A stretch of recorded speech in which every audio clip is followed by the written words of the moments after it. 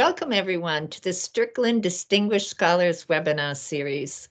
I'm your co-host, Martha Norkunas, speaking to you today from the Public History program at Middle Tennessee State University.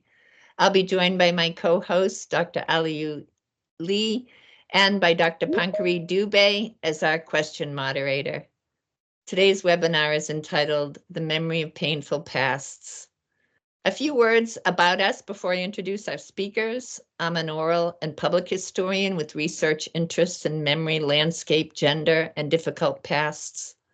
Dr. Ly specializes in the political history of Guinea-Bissau with a focus on the meaning of women's participation in national liberation struggles and anti-colonial movements. Dr. Dube studies the memory of partition in South Asia, the relocation of populations, indigenous lands, and the impact on the environment. We are honored to be joined today by three Strickland distinguished scholars, Dr. Nena Močnik, Dr. Ngozika Anthonia Obi-Ani, and Dr. Małgorzata Łukianow. Dr. Močnik is a postdoctoral fellow at the Interdisciplinary Research Group on Immigration at the University of Pompeu Fabra in Barcelona. As a researcher, educator, and community worker, she focuses on collective traumas, gender-based violence, and art-based sociotherapy. Dr. Obi-Ani is a senior lecturer in the Department of History and International Studies at the University of Nigeria in Choka. Her research focuses on the relationship between women, memory, and conflict, providing invaluable insights into the socio-political dynamics that have shaped contemporary Nigeria, the complexities of African history, and women's often overlooked roles in shaping the continent's past. Dr. Łukianow is assistant professor at the University of Warsaw and the 2024 Senior Widzinski Fellow at the University of Michigan. Her research addresses memory, borderlands, and conflict in Poland. She serves as co-chair of the Polish Regional Group of the Memory Studies Association. Full bios of our panelists and lists of some of their publications are available on the MTSU Strickland website. AI captioning is available. Please go to settings in your screen, controls, language and speech, and turn on live captions. Before we begin, I have a few thank yous to make. A special thank you to Victoria Richardson, who's been enormously helpful, to the Strickland Committee in the History Department, Dr. Emily Barron, Chair of the History Department, and to Dr. Aliou Ly and Dr. Pankhuree Dube. Thanks to our tech consultants, Vladimir Mikhailov and Jennifer Ponder, and a special thank you to artist and designer Ayla Erdener for designing the webinar poster and email. All of our participants today have co-created oral history interviews. If you're interested in learning more about international oral history, I encourage you to become involved in the International Oral History Association, which brings together oral historians from around the world to talk about memory, narrative, and the past. The September 2025 conference will be in Krakow, Poland, and financial aid is available. Lastly, I'd like to take a moment to thank the Strickland family for their support for the webinar series. The Strickland Endowment honors the legacy of Roscoe L. Strickland Jr. and Lucy Strickland. Roscoe L. Strickland was a founding member of the university's history department, and Lucy Strickland was a faculty member at MTSU and the first president of the Murfreesboro League of Women Voters. Their endowment helps the history department in many ways, not least of which is in bringing in distinguished scholars to campus and to share their ideas via webinars like this one. I'd especially like to thank Rocky Strickland for his vision and ongoing support. We're going to talk for about 50 minutes or so, and then we'll take questions from the audience. Please feel free to post your questions as they occur to you in the Q&A. Dr. Dube will also be posting some links to citations in the Q&A. Technology willing. Dr. Dube will gather your questions throughout the webinar, and then she'll read some of them at the end. I'm going to start off today by asking each of our speakers if they'll talk for a few minutes about their research. Nena, you've done a lot of work on the memory of the war in the Balkans, especially women's traumatic memories, and you've also worked on constructing ways for people to design projects so that they can protect themselves emotionally when they're dealing with really difficult memories. Can you talk just a little bit about your research? Yeah, I think both of them go together because my research, as you nicely said, Marta, was very touching, was very emotional. I worked with for many years with women that survived rapes and sexual violence in the context of war in Bosnia and Herzegovina in 90s, and later I worked also as peace educator with new generations of so children and grandchildren of these women, and then of course also with the trauma that was transmitted and is basically this violence that is now being alive with this generation in post-conflict Bosnia.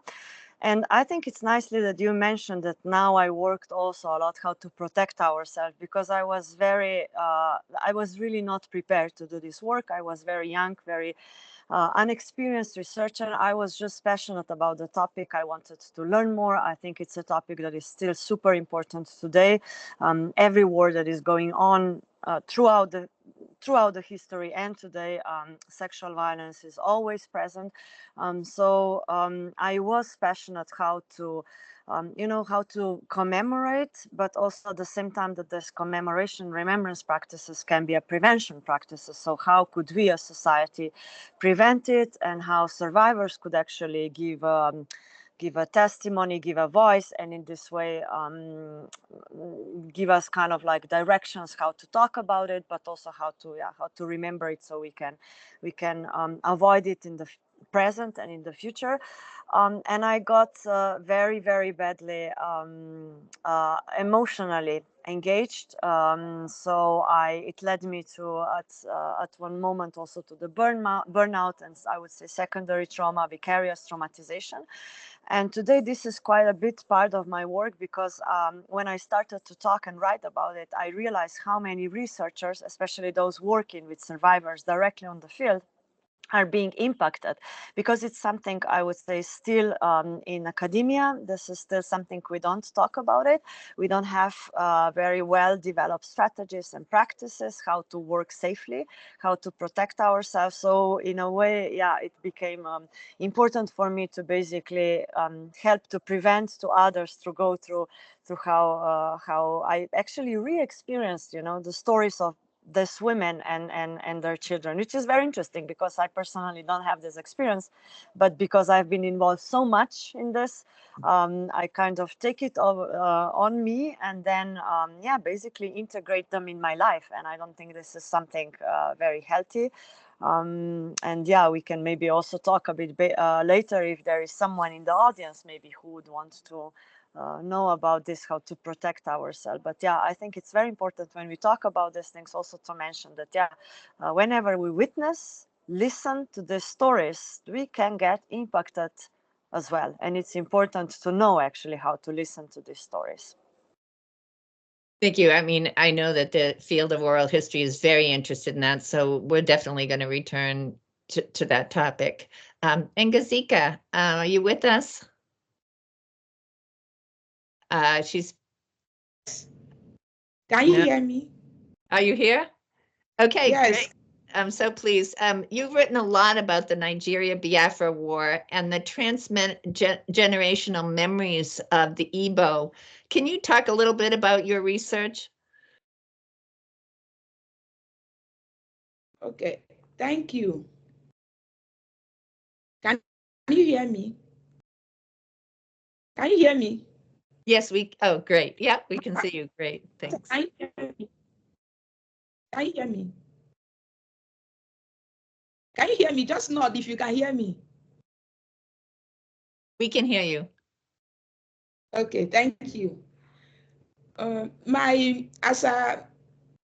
I keep saying that my research revolves around how the post generation of Biafra war survivors are interpreting the memories transmitted to them.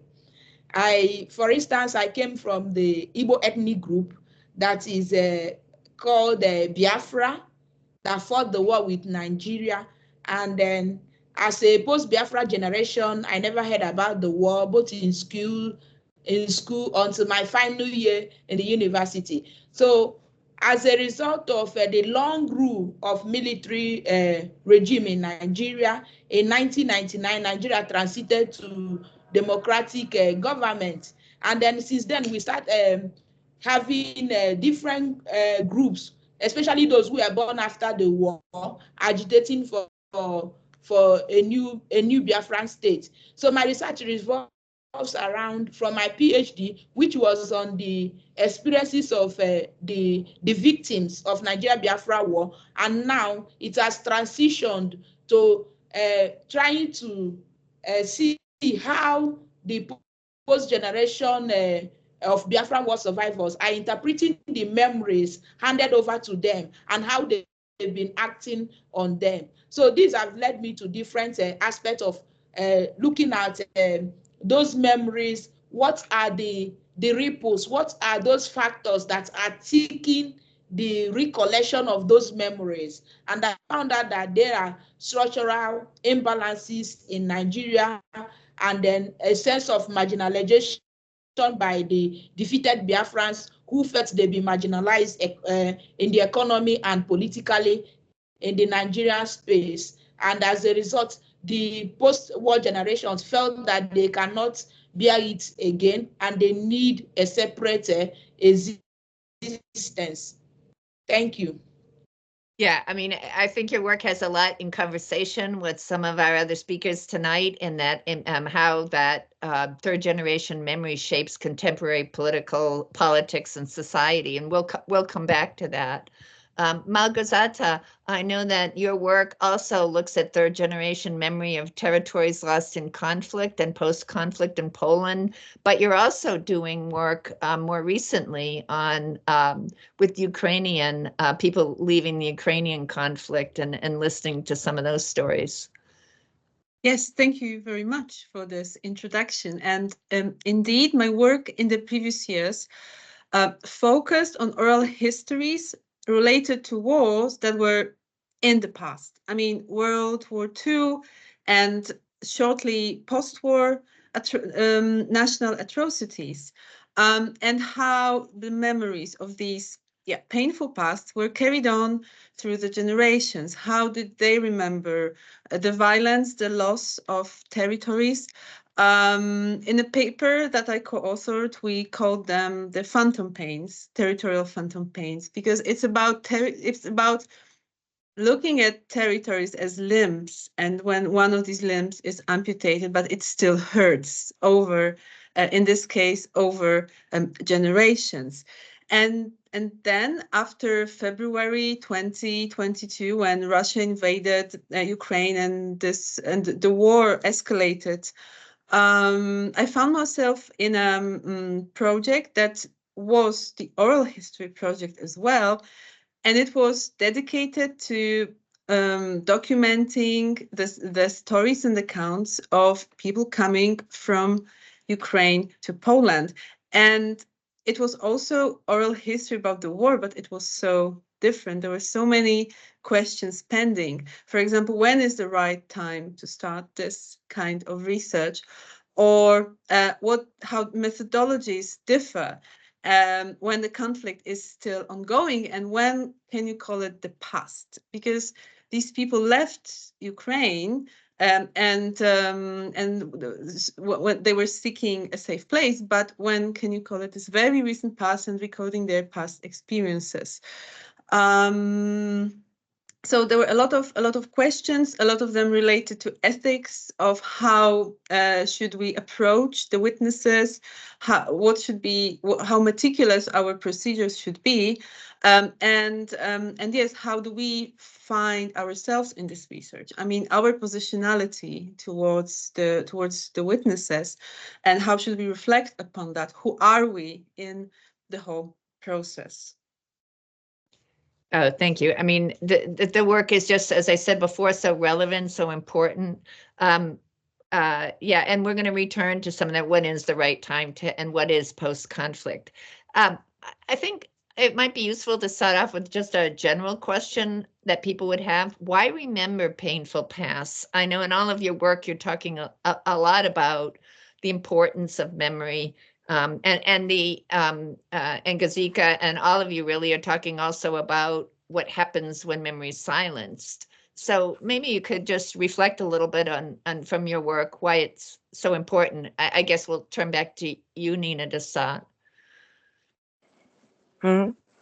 Thank you, Marta. I think I can speak from different positions here. So one is, for instance, my own idea why I feel it's important as a researcher, as an academic, as peace educator.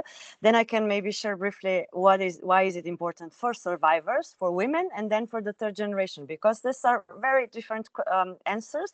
And I was myself very surprised, for instance, when I was thinking about this and talking to people. So for myself, it was I always had a belief that if we talk about these things critically, if we try to understand why certain atrocities happen, we can raise empathy, we can try to prevent them, we can use basically the knowledge from the past to integrate it into the strategies, particularly in peace education. So how to teach from what we learn, the never again kind of a strategy. This is also something that I've been working on lately quite a lot, why there is again and again, never again, But then when I worked with survivors, I realized that for them, it's really, really important to talk about this because it's related to justice, right? Because with the survivors that I worked, it's been now for 30 years that some of them are trying to get the justice, that some of them are trying to, receive to get to some reparation process, and of course a lot of them the state is failing. And for me, one of really important event happened when I met together these survivors and the third generation, so the grandchildren or the young people of Bosnia and Herzegovina today, so teenagers of 15, 16 years old. And for survivors, they were like, today we are 60, 70 years old, so we don't have much time left to talk about these stories. And they really, really live with this fear because for the 30 years, nothing really changed for a lot of them. And they believe that, okay, they have so little time left. And if they will die, they will pass away in this time, they have to tell the story to someone else. So the someone else will keep the fight for them. So then eventually at some moment, this justice will be received, if not for them, if not for the children or for grandchildren. And then the very interesting moment actually happened in this workshop, because this is what survivors, this woman, were saying to young people. You have to listen to our story. You have to tell it. You have to go to politicians. You have to speak on behalf of us, even when we pass away. And the kids were listening with a lot of respect and with a lot of, I would say also, like, they could not believe that this thing could happen, because of course it was in some other time, in some other context. But at the same time, then later when survivors left and we reflect on this experience and how they felt about it, at one point they actually said, in fact, we don't really want to talk about it, because we have our own life, we have our own worries, and our own time is also full of problems that we have to live it. So first of all, this very micro problems of economic situation. They have hard times to find jobs. They have challenges with migration. We know that lots of young people in Bosnia wants to escape and to move to other places in Europe. So then adding on a war that was never their war, and that was not even the war of their parents, but actually really grandparents already. They just feel this burden that they have to do something and they don't really know what. And at the same time, because they have so many other problems, also, this ongoing violence that is actually consequence of the war that they have to deal with. So they are in fact, like, we have so much things to work on. So this is your war. You have to work on this, and then we will live it. So I was also wondering if this is just, the age as well, because I believe that for instance, when I work with older people, that then comes the consciousness of, what peace means in the society. So basically only later young adults, I would say between 2025, they become also more interested and more engaged into understanding why remembering of difficult past is important. But for this youngsters, and this was quite interesting for me, they were really hesitant, and they were like, please don't burden us with this. We want to actually build our own history, so we don't want to take part in this, so don't put this on us that we have to remember and we have to work on it. So it was first time also when I asked myself again, as a researcher and as a peace educator, should we actually teach this? Even though I was always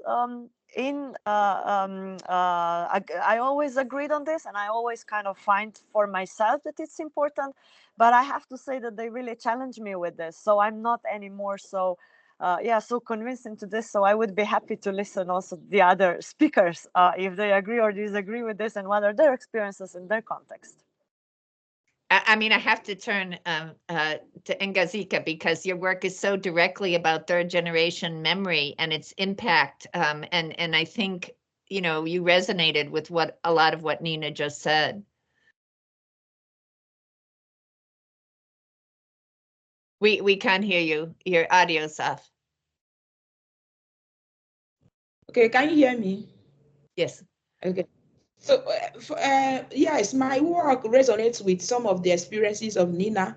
For instance, after the war, people were talking in hushed tones, those that experienced the war. But with the coming of democracy, and then the agitation, the rising up of different neo-Biafra movements, those who experienced the war are now more open to talk to their children, their grandchildren, about what actually happened. Like some of the people I met in the field, they told me that their grandmother, that when their grandmother or their grandfather or uncle tell them these stories, that they feel like they've experienced it actually, that a kind of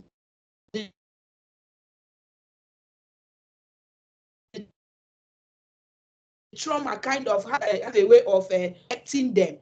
They have one in particular in his 20s told me that he has this kind of a visual idea of actually what happened, that he feels the trauma.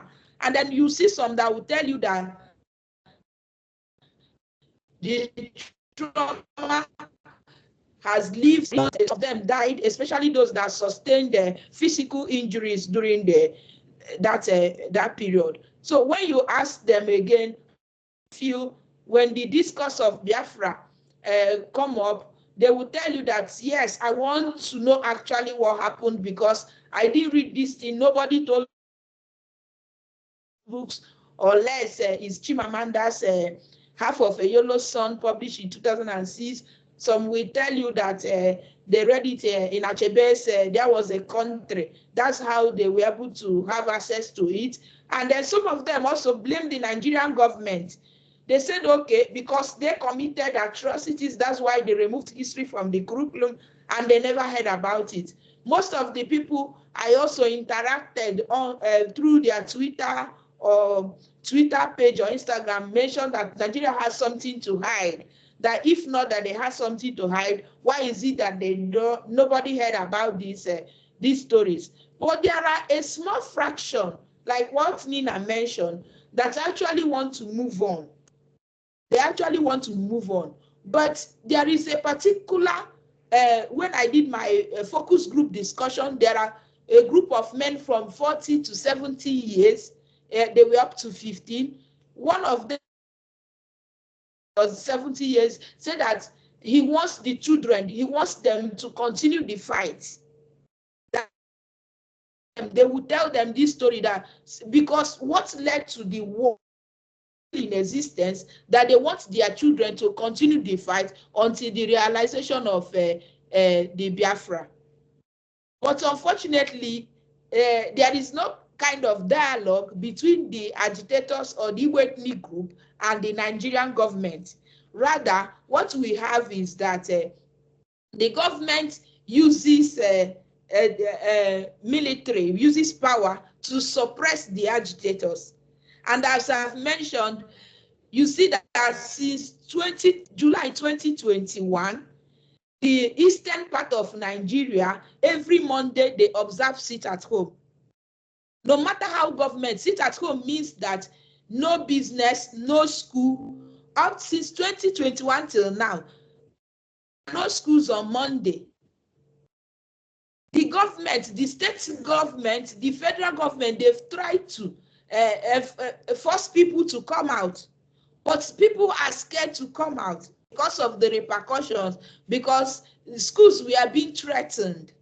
For instance, while my son was in high school, his school that is in the University of Nigeria was at a point.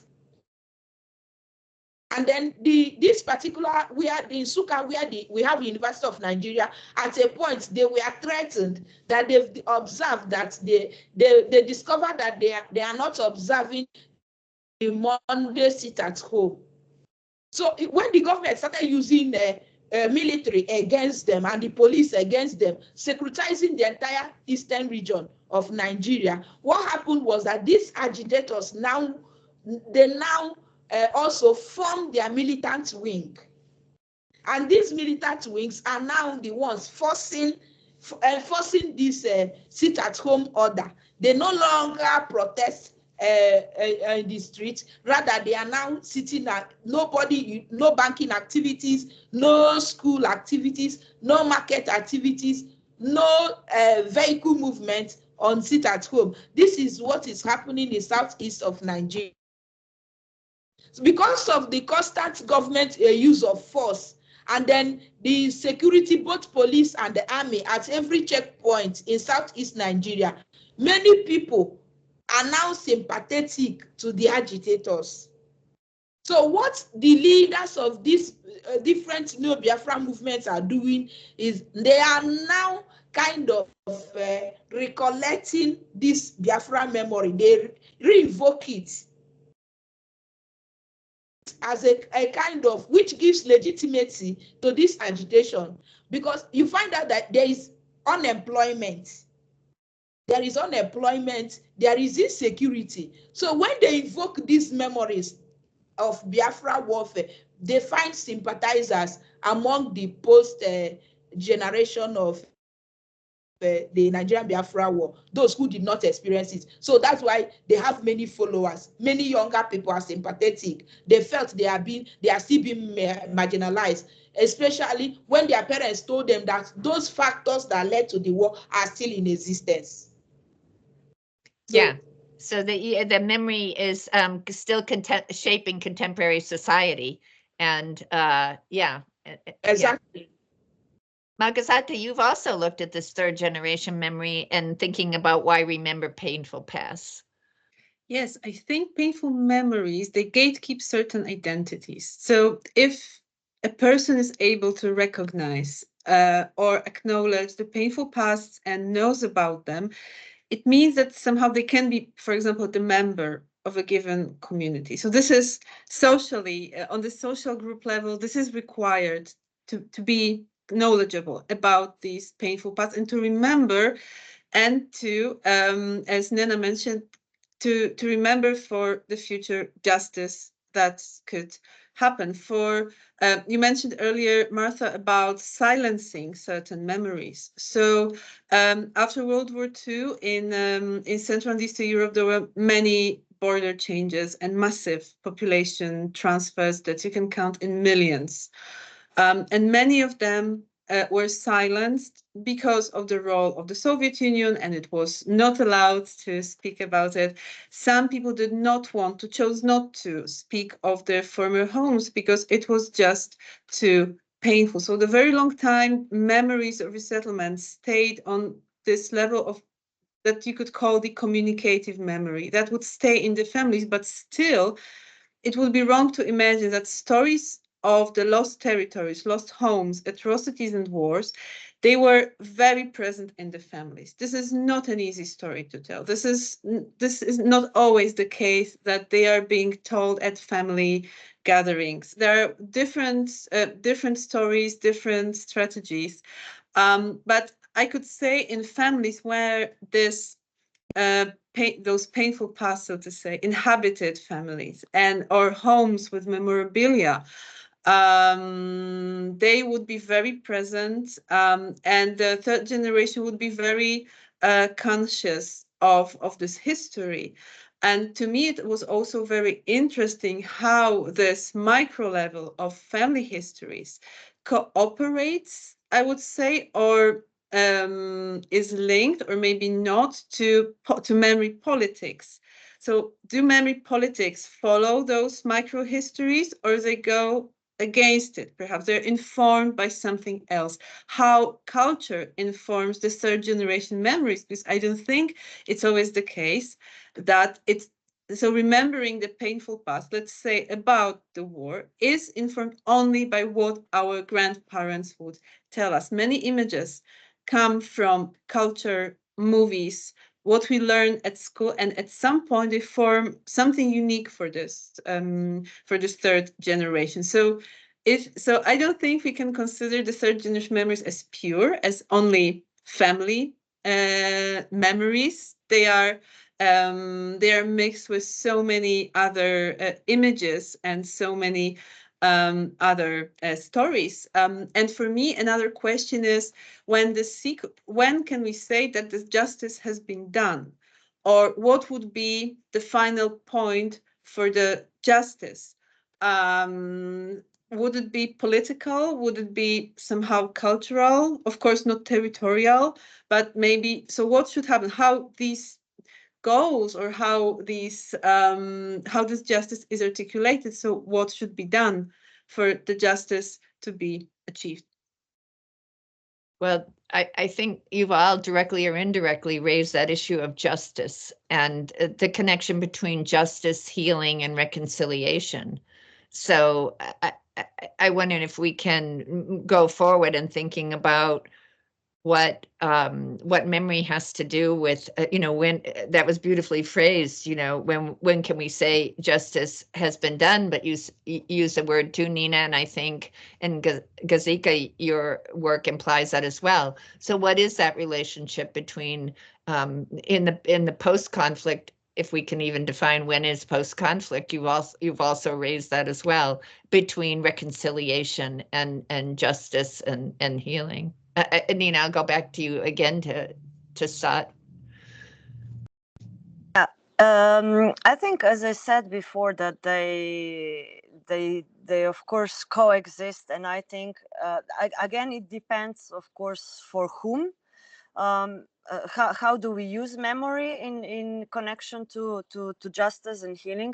So I think, as I mentioned before, for survivors that I worked with, there was this fear that if they will not succeed to get justice that they are fighting for, then who will? So this means that at the same time, they also were aware that they have to actively construct memory. And for me, this is very interesting, because I, through my work, because I spent really quite a lot of years in Bosnia and Herzegovina, so I would say yeah, almost 8-9 years working on basically with kind of same group of survivors. And one of very interesting thing that happened in these years was that the notes that I met in the beginning of my research, for instance, and then 5, 6 years, 7 years later, sometimes I came across with different story from the same survivor. What happened in between was that this survivor was going through different stages of achieving this justice. So mainly testifying on the court in this case. And so it really depended on the outcome, because some of the survivors managed to get, I don't know, for instance, status of the war veterans, which brought a really, really huge change in their daily life, meaning that it brought some of the, first of all, some of the, I would say, status that helped them to live on this daily basis. Then, of course, some of the financial reparations. But also this then also contributed, for instance, to healing, because they felt hurt, they felt that something happened and that they actually could close a chapter and focus on themselves. Because when they were working, with the testimonies on the court, it was never just about themselves, it was basically about the community that they worked together, so about this particular collective memory of survivors that live the same story. So going back to this note, because I was for quite some time struggling how to actually write about this, because it would, I would say for uninformed reader, it could also seem like, okay, what, where is here the problem? Because at the end we are still producing kind of like scientific, observations, evidence and data, so we still have to operate with certain tools. So what do I do now with the story that I heard 5 years ago? And even the woman, the survivor, she was like, oh, you heard it right, you wrote it down right, wrong, you interpreted it wrong, because her memory actually changed. So for me, this was also an interesting insight into how do we think memory. So how dynamic is memory, and so which memory now we work with when we talk about the memory of survivors? Is it the memory that we captured right after the war, or is it the memory that I'm capturing 30 years after the war? Because I also think that it depends when we as researchers intervene. So for instance, maybe Małgorzata will talk more about what is happening now in Ukraine. I noticed that a lot of tools and strategies and knowledge that I develop in how to work in this specific context with the trauma of sexual violence or war-related rapes. And I was trying to apply some of these things now in the context of Ukraine, because, okay, we learned this, we have history lessons. And I realized, wow, the context is so different. And also now I am intervening right when the war is still going on, right? And trying to see how to work with survivors, how to work with testimonies, how to capture these things. Whereas in Bosnia, I came into the story 30 years after the war. So I was dealing with a very, very different stage of when memory was created and produced. And with this also with very different stage of healing and reconciliation and justice, how they work and cooperate with the memory. Because I think if we think about how memory is used in relation to justice and healing right after the war or when the war is still going on, it's something completely different than how it works 30 years after, when so many processes and things already happened or didn't. And I will leave it here. Yes, how memory is used in relation to justice and how that contributes to reconciliation. And I know, Ngozika, you've written about that as well. The focus on justice and reconciliation. Oh, we need your audio. So from the Nigerian Biafran perspective, Biafrans, they surrendered January 15, 1970.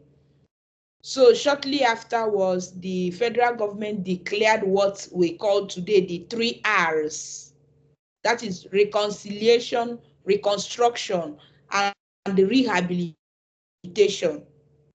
So those 3 R's, the people from this the Igbo ethnic group argued that the government was just a mere word that was never put into practice. Reconciliation, that if actually the federal government were sincere in their reconciliation efforts, that there are other ethnic groups contiguous to the eastern part of Nigeria. We are the eastern part of people from the Igbo ethnic group. They always live outside their environment. They move to other parts of Nigeria. So shortly after the war, those property were declared abandoned for people which their own region was the theater of the war. And then those businessmen who had property outside Igbo land, their property was declared abandoned. How do you expect them to a kind of rehabilitate? They lost those buildings. And then the money in the bank before the war, you converted everything to 20 pounds. in which during my PhD, I discovered that the money changers reduced it to 18 pounds. How do you expect them to rehabilitate when they've lost everything? And then so they felt that these are kind of a sense of injustice, that if the Nigerian government were sincere, the government would have helped them to recover their property outside the eastern region of Nigeria. And again, some of them who were in the civil service and the army and police, some of them were dismissed after the war because they felt they contributed, they were part of the Biafran war effort. So they were dismissed from the civil service, the police, and the army. These are the things, the memory of the people, the kind of injustice. And again, the Nigerian government never wanted the recollection of what happened before, during, and after the war. They removed history from the school curriculum. Nobody heard about the war. The defeated Biafrans were not bold enough to open up and talk about their memories until recently in 1999, following the rise of Neo Biafra. So the memory has been a kind of moving from one generation to the other, when they keep explaining that look at what happened to us before. Most of us living outside the Igbo, we are killed before the war. They now came back home. Why they ran to for safety, coming back to Eastern region. And after the war, they went back and they lost their property. They lost their buildings. And their money was reduced to only 20 pounds, making it difficult for them to actually survive, which puts a question mark to the so-called reconciliation efforts or rehabilitation of the victims of the war. Due to the structural imbalances, the colonial legacies in which the power was handed over to a particular group, and the particular group were denied power, and those structural imbalances remains. These structural imbalances, especially in the political space, now are the things gravitating the memory, making it to keep moving from one generation to the other, in which the defeated Biafran still felt that they are not welcome in Nigeria. When the children ask questions why they've not been allowed to produce the president of Nigeria since independence, the parents will keep relaying those information, and those children are now acting on those information. It's either you allow them, the ethnic group, to produce the president, for instance, or you give them the opportunity to move away from Nigeria. If you don't want them to be part of the whole Nigeria, then allow them to find their own separate country. So these are, you find out that the healing process is difficult, because the hurt, especially when parents complain they train their children in universities and they cannot afford to pay bribe to give them job, they will tell them that this is what it is as a result of the defeat, even though you may find out that it's not so well in terms of employment to other ethnic groups. But you know, the group that holds the power at the center can also, the dividend of democracy moves to that group, and the groups that have no access to power, in most cases, are being neglected. So when they felt that their regions are being neglected in terms of maybe social amenities like good roads, electricity, you find out what happened to me this night. There is no electricity. So I had to find alternative source of light. So these are the things, when they look at it, they felt that, okay, we are still suffering as a result of losing the war. The healing process is still very far. Because when you look at it in the social media, I've taken this to the social media to see how the younger generation, how they they interact with each other. And then you find out that people from the other ethnic groups, they are still, especially during the last 2023 election, general election, it was the battle of different ethnic groups. You find out that the other people from the other ethnic groups are still blaming the younger generation of the Igbo people for that war. You find out that those things are not making room for reconciliation. If maybe the man who came out from Igbo ethnic group had won the 2023 election, there may be, maybe they may feel like, okay, they've allowed us to maybe to get the presidency, and then the dividend of democracy can also come to the Eastern region. But when you look at it, since 1970 till now, no Igbo presidency. Even so, these are the things. You see that there is still in the Biafran case, the relationship, there's a relationship between memory, justice, and then healing, because the memory is affecting a sense of justice because they felt they've been injustice, and then healing process has become very difficult on a daily basis. That's how the process is moving in Nigeria. What are you seeing, Małgorzata, especially as you compare the memory of the post-World War II with the Ukrainian memory in terms of healing or reconciliation? I mean, what lessons does it have for us? Mm-hmm. Yeah, I would like to continue with what Ngozika said, that yes, healing is difficult and reconciliation is difficult, especially, I think, in case of East Central Europe, because when some healing processes start, the question is when the memory gets weaponized for political gains, for politics, and suddenly it's not reconciliation we want, but politically groups, some parties, groups, politicians playing on resentments, playing on conflicts, or bringing back painful memories, saying the justice has not been done.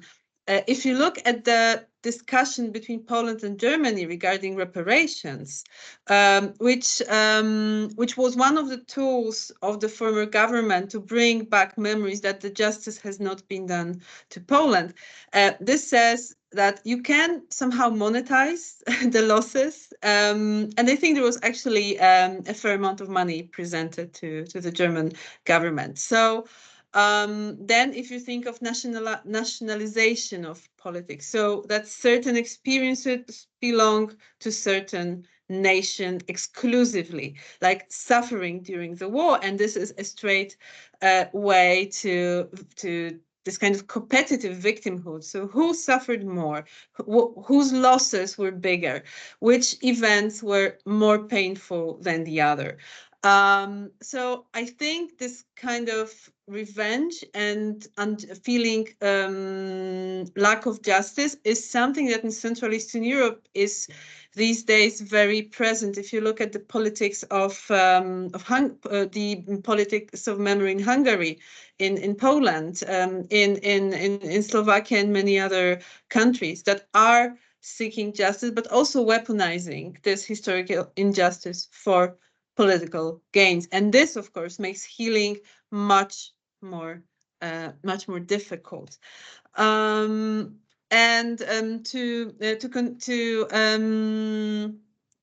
on the situation in Ukraine. So probably what I can comment on is what differences I saw when I recorded oral history accounts in 2022, mid 2022. And in 2023. So the questions we asked ourselves as a team, so to follow up what Nena said, is that, yeah, we had this question in our heads: can you have a pure memory of the conflict, of the war? And when it starts to connect with certain historical and political and other cultural imaginaries.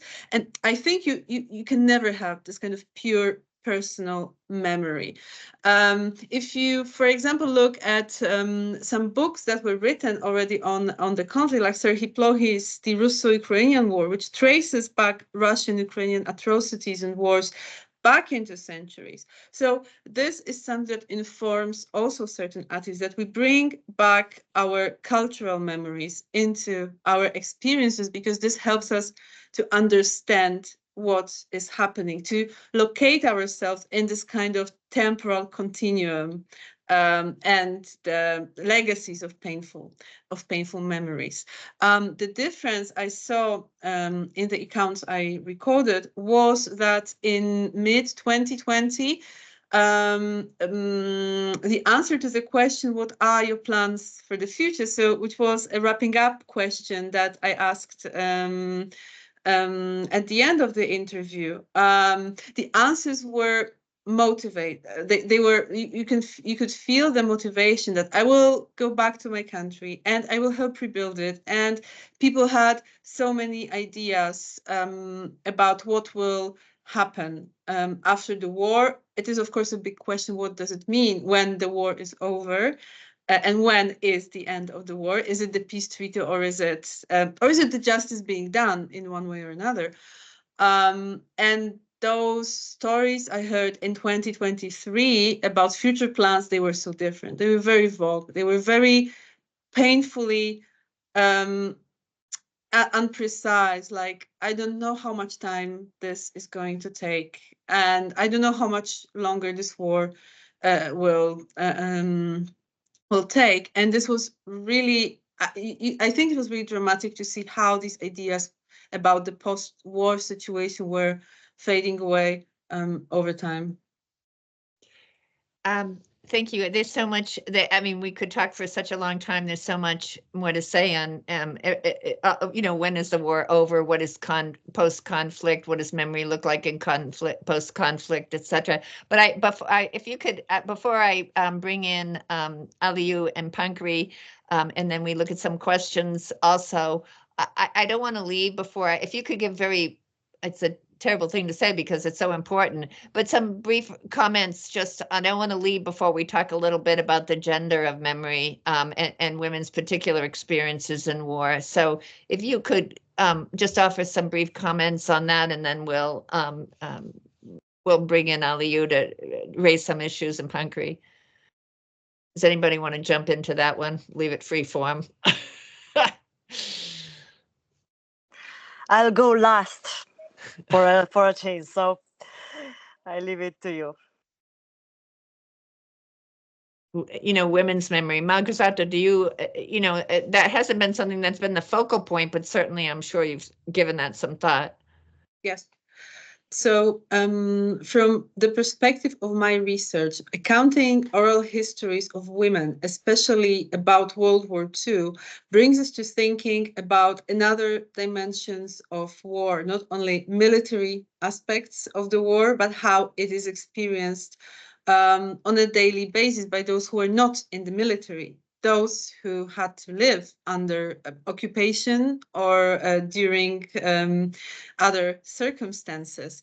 And my conclusions were my very early, I would say, conclusions from the research about people fleeing Ukraine were that there is so much work. And I mean, I know this is maybe not the first thing that comes to your mind when you talk about the refuge, but I met women who were doing a lot of work in the exile in Poland, who had to be the breadwinners for their families, who had to manage their children, more than two, sometimes more than three, and to make money and to help their relatives.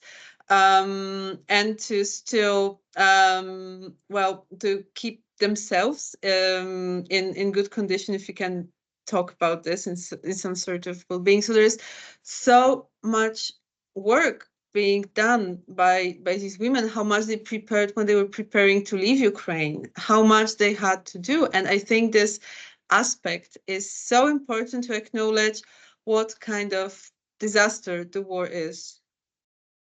Thank you.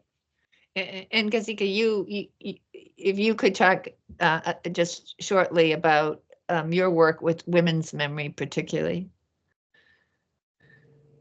You know, 2 years ago, I was given a course, History 411, Nigeria since 1970. So when we talk about Nigeria since 1970, you find out that the issues of the war has a kind of been jumped over. But I had a way of bringing in the issue of Biafra war.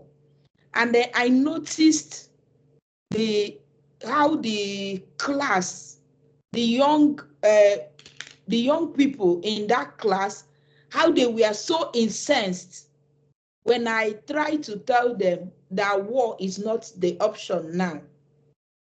The war is not the option now for me, is because of the experiences of women during the war. During my PhD, women were able to tell me their memories, how they lost sons, how they lost husband, how they became the breadwinners, and then also how their fortune changed after the war. Because before the war, the priority was given on the boys to go to school, while the women learn handwork. But them being the breadwinner during the war, their fortune changed, and many of them wanted to acquire Western education. So, but apart from those experiences of rape, provision, and then loss of family, both husband, loved ones, the present issues happening today, the contemporary issues of this Biafran agitation, is affecting women drastically. For instance, I've also argued, I've interviewed women who rely daily on what they were able to get from their market on a daily basis, especially women doing minor trading, like they buy today, they sell today to provide food for their family. They are more affected. Some of them, they have more children, like 6, 7 children, and they need to feed them on a daily basis.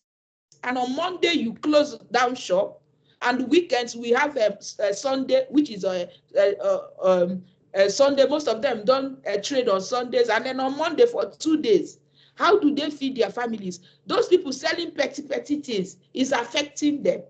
It's truly affecting them. And what I discovered by interviewing them is that sometimes they come to along the road, but they have to pay the security to allow them to trade.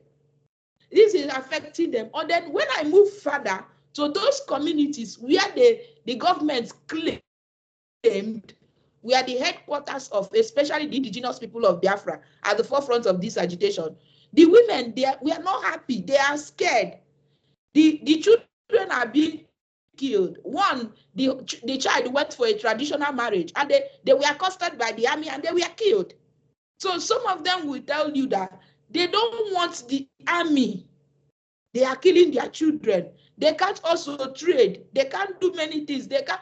So there are some things that they can only get from the northern part of Nigeria, and this agitation has made it insecure for those traders to trade with those in the east.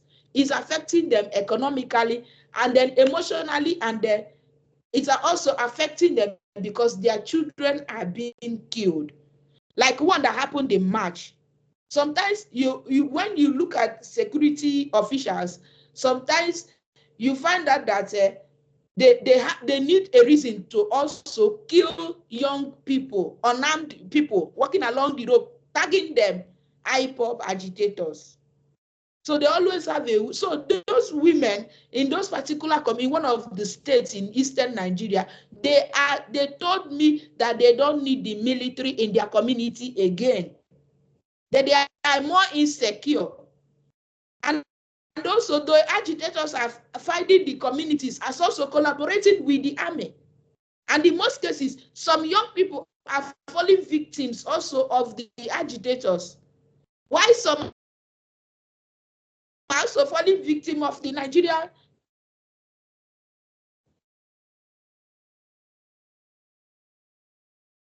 so these are the kind of is either is affecting their means of livelihood, or is affecting them in the sense that they lose sons, and in most cases husbands who are still very young. So anywhere it comes around, it affects women generally. If it's an all-out war, the women are victims of rape, if it's not an all-out war, they are victim in one way or the other. So in the case of the Eastern Nigeria, it has affected women all round, especially in their source of livelihood. And then some have lost their husband. Some of them, the younger women, their husbands are languishing in prison. Then some older women, some of their sons are victims. They've been killed. And they've been tagged as agitators. So these are my experiences during my own field work over the years. Okay. Nena? I think because I'm last, I should also finish on a positive note, right? And I was thinking now also listening the other two experiences, because it's very hard when we talk about women and war.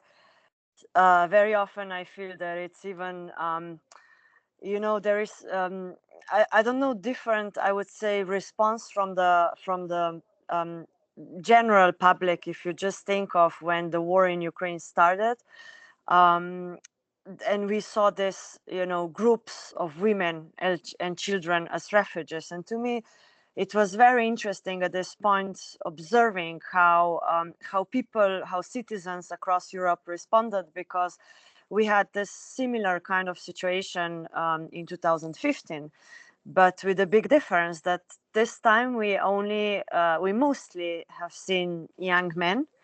Of course, there were also other issues when it comes to, you know, how people reacted. So in terms of course, racism, Islamophobia, and so on, because people were coming from Muslim country and were non-white and so on. But I also think that the reactions and the way how people were offering shelter, and, you know, also then when they offered shelter, kind of expected something in return, you know, because now you are a woman, perhaps you could become my wife, or maybe perhaps you could do a housewife works. And how much there was also like additional abuses, because when women escaped the war, they came to shelter, but in fact they were again exposed to gender-based violence with the people who were kind of offering them refuge. But in fact there was kind of this transactional sex cases and so on. So you know, in one way we have this I would say more empathic general response from audience, because it seems people easier empathize with women and children, but at the same time when we have this big group of women and children that are not accompanied by men, like in this case, women just, it seems, go from one type of violence, which was this big political war violence, to another types of, back to this daily violence, domestic violence, and also, you know, violence in resettlement and so on. But now to the positive point that I promised, because this is still not very positive, is that so just before the invasion to Ukraine, I promised my husband that I'm changing my work, because it's, as I said in the beginning, it's very emotionally exhausting, and because I had this secondary vicarious trauma experience. And then, yeah, because this war started, and I was all of a sudden being called by different sites, you know, because there's been a lot of rapes reported, and women that were coming from Ukraine were actually, yeah, testifying on this. And I literally got calls in a way like, okay, so what we should do fast so we don't have another Bosnia, you know, because with Bosnia, I think it was the first time in Europe, this big story about war rapes and how sexual violence is used, and also because Bosnian women and activists did, I would say, really, really transformative and and contributed to a huge change in how we understand sexual violence today in conflict, and the strategies, how to work with survivors. So there was really, I would say, huge contribution in academic and for academics and for practitioners when it comes to the case of what happened in Bosnia. But at the same time, as I said, also like we are here now in different moments, so it's not a long term after war. We are just in the war, still right after the war. We need to react. We need to, you know, prevent certain things that went wrong in the Bosnian case. So for me, it offered me a lot of reflection, you know, how much our knowledge is worth, and why is it important? Because sometimes we feel that we do a lot of things, and then actually this kind of event happen, and we can test if it's actually valuable, what we contribute. And one of the biggest things that even though at one moment I was very pessimistic, because I was like, wow, there's been so many social and political changes, and the context is so different that it seems we will have to go all over again, you know, and that Ukrainians will need, obviously, and of course, their own process of healing. But at the same time, I also think that in comparison to Bosnia, you know, the war-related gender-based violence that we have, it's really been spoken more about, and also I think that action is taken faster. So when I see how fast Ukrainian women refugees got support, and particularly support related to sexual violence, I took this as a little victory, you know, that we all academic practitioners did in the wars that happened in the past, so that we still, even if the context is different, even if we are in different stage, we do have some strategies, some tools, and also that there is bigger awareness, that people talk more about it, and also that women themselves are more willing to report, and are actually, they know, you know, that they need that why basically testifying is important. So they are aware of the consequences, and they know what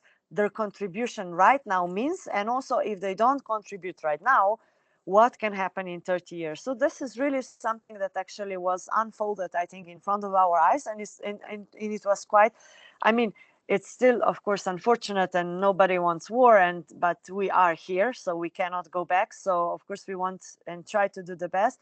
And this was something that actually kept me optimistic, and that now on the you know, sad conclusion of my husband, I'm back to this field and still working with these traumatic topics. But actually, because of this reason, because I've seen, okay, in fact, what we are doing is important, and is obviously we still cannot prevent these things, but we can much faster intervene with survivors and know what to do, so that at least healing and reconciliation will be faster, will be more effective, and will be more inclusive for the survivors, as it was in the past wars. So yeah. I guess it's quite optimistic for the war. Yeah, I have to say that in order to not work on trauma narratives, I've been interviewing women about what would a nonviolent utopian cities look like, completely feminist cities, and that's been somewhat heartening to work on. I was also impressed in your work how the women from the Balkans are advising the women in Ukraine on reporting. Let me bring in Aliou again.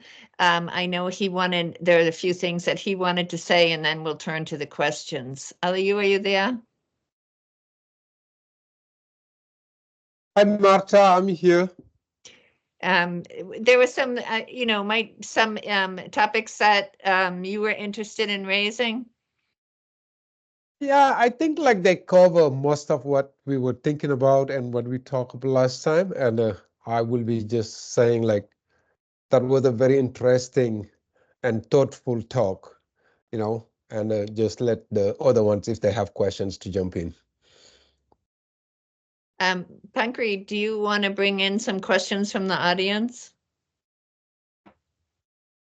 Yes, and before we get into that, I did want to also acknowledge that we were joined by Tracy and Rocky Strickland, who have generously made events like this possible. So we had some questions from students. I'm going to put them all, they're all published in the Q&A, but I want to try to, you know, bring them all together somewhat in a theme so that you can address them and maybe tag on one of my questions as well. So students, a lot of them were asking you questions about the post, you know, traumatic period, if we can even, you know, speak about that. So Maddie Prue had a question about whether the shared experience of trauma and violence was dividing or unifying for survivors as they were processing.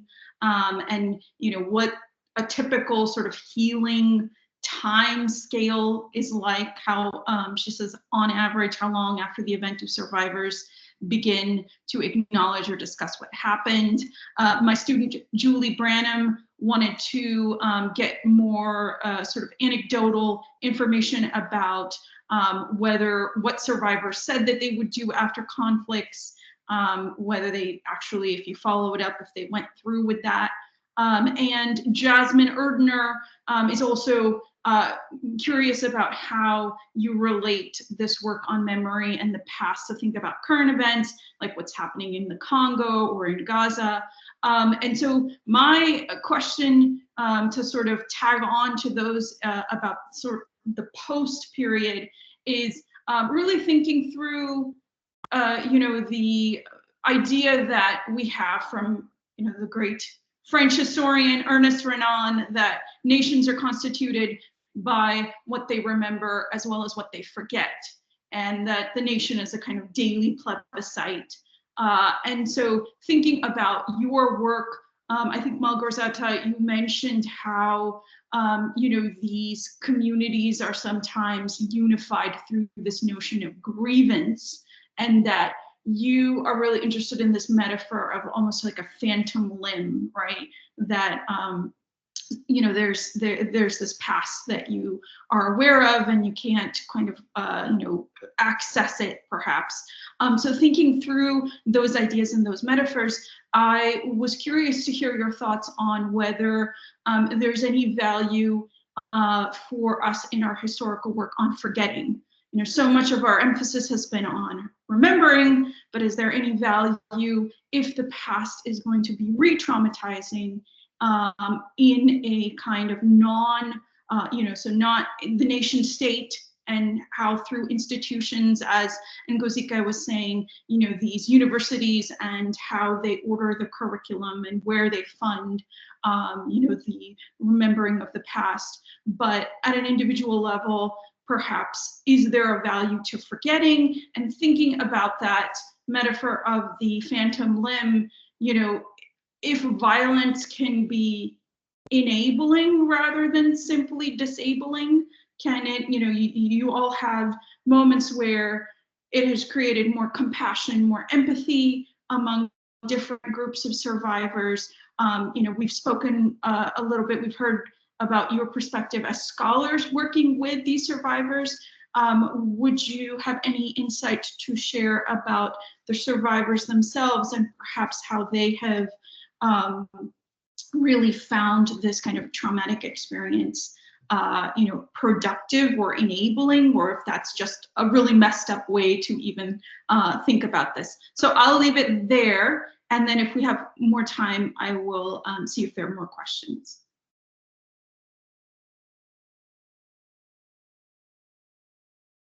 That was a lot of questions, and really good ones. So pick and choose which of those really thoughtful areas that you want to jump into. So I could start, and I hope, I'm not sure if I'll be able to answer all of them. They're excellent questions. You talked about how can we process traumatic memories also on the state level, and how they are incorporated. So I'm recently very interested in the idea of agonistic memory. And this comes from Chantal Mouffe's idea about agonistics, and she says that you cannot have democracy without conflict. So it's essential for a democratic state. But the way you handle conflicts can be different. So antagonistic memory means that your memory is against my memory. So either it's you or me. And only one of these is true. And this usually forms this narrative about the past, about victims and perpetrators. This brings us to an interesting concept of the political victim and political perpetrators. When we find these notions about pure perpetrators and pure victims, this is where it leads us with antagonistic memories. But with agonistic memory, you acknowledge the other memory can be different. The experience is different, but the other the metaphorical anthropological other is not your enemy. It's not either you or me, but we are adversaries, and we can discuss. Because I don't think you can form a unified narrative. I mean, there are always attempts to make this unified, canonical, national memory, but this is always a choice. You always choose elements for this memory. This is also the part of the forgetting, right? What should be forgotten in order for us to maintain our national identity? For example, what should be this? How should we equip national identities when it comes to memory? So I think this is a really interesting concept to look at. How can we not antagonize our memories against each other? But this doesn't mean that we have to unify them. We have to bring them together. No, every group has a right of their own. And this, again, wouldn't bring us to this competitive victimhood. Who suffered more? Which nation suffered the most during World War II, for example? Or who got the most human losses during certain wars? When it comes to what happens after war, in the accounts that I had a privilege to listen to, so there is, I think, a great motivation to rebuild the country, and this reflection comes from a very interesting question for me also. Can we consider a post-Soviet space as a post-colonial space? So many of the narratives I heard meant rebuilding Ukraine, but also decolonizing it from, for example, Soviet or Russian influences. And the Russian invasion in 2022 gave like fueled this even more than before. The war started back in 2014, so this is 10 years already when this conflict is happening. But this aggression, so if you think of something productive, if you may, so this need to rebuild your country on your own terms. And what is productive? What is productive in these traumatic experiences in third generation? So this will be an example. When I was doing my research on, sorry, I think there is an ambulance going outside. Hope you don't hear it too much. When I did my fieldwork in the Polish-German borderlands, because many people from former eastern areas of Poland were resettled to today's western areas of Poland, and I found a group of descendants of those forcibly resettled people to commemorate a German minority that they had never a chance to encounter, because these people, these German minority of Lusatians, were resettled to the west of Germany before they even came there, and then decided to commemorate them because they found their common fate in forced resettlement. So you can find something that is unifying, and you can find something that links different memories. And I participated in some commemorative events that these groups held, and they were beautiful and very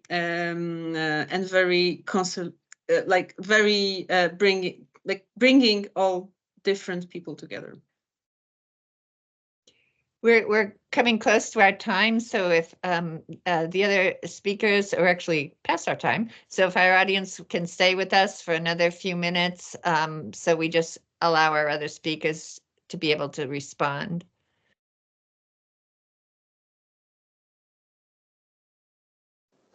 I can go real brief. So yeah, a lot of very, very interesting questions. So we could stay entire night. But I was also trying to combine all of them into one long answer. So this about the questions about post-traumatic or post-trauma is for me very interesting, because I'm specifically interested in collective trauma or trauma as such. And what I notice now, for instance, with Ukraine, is that because now we do have this knowledge, and understanding how trauma works. So, for instance, in case of Bosnia, based on the evidence, we kind of know today that survivors needed on average 10 years to compose memory into kind of a narrative that became like a testimony, that they brought, I would say, little pieces of what happened into a narrative that can be understandable also to, to researchers, to to prosecutors and so on. And if we think 10 years is really long period, right?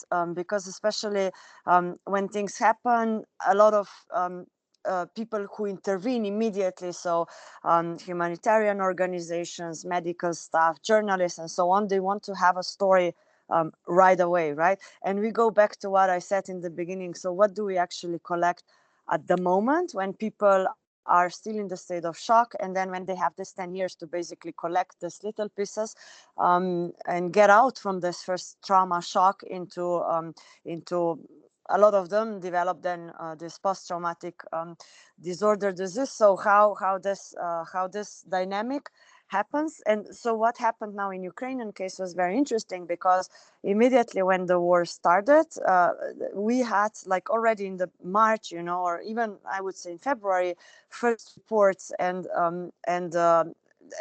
articles, journalist articles about post-traumatic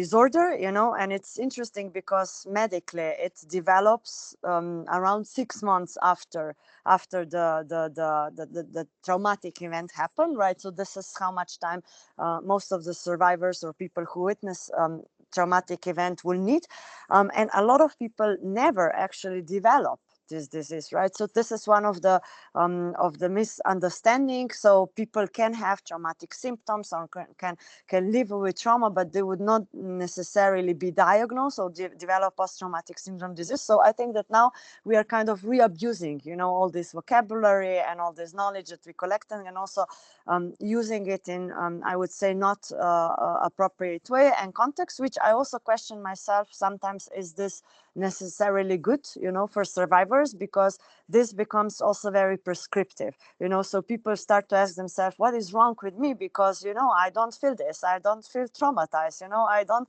I had one survivor from Ukraine speaking, telling me these things that, well, I don't want to have therapy, I don't want these things, which could also be reaction on shock.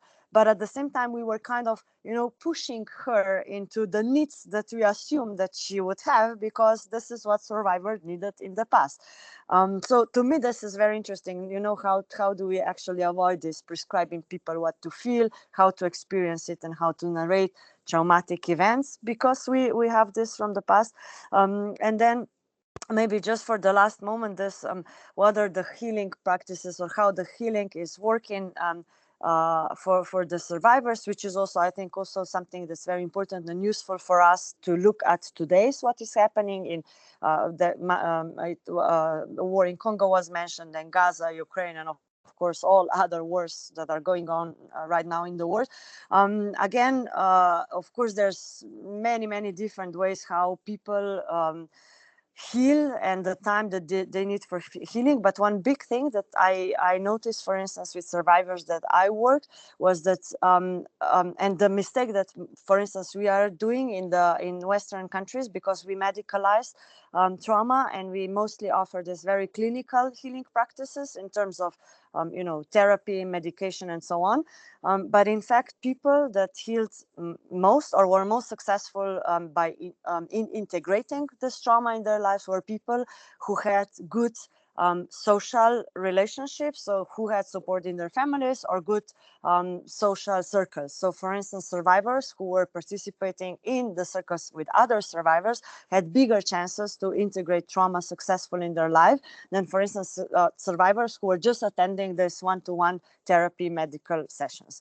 And I will leave it here, so we have also some time for another speaker. Thank you. Thanks for the questions. Really interesting. It's never enough time to talk about these things. Ngozika, we're massively over time, but did you have a very brief final comment?